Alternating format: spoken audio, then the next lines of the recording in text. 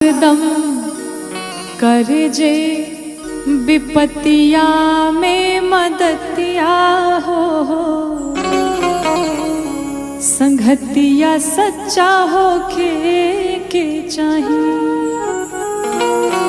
कि हरदम कर जे विपतिया में मदतिया हो, संगतिया सच्चा हो के चाहिए। हरदम करे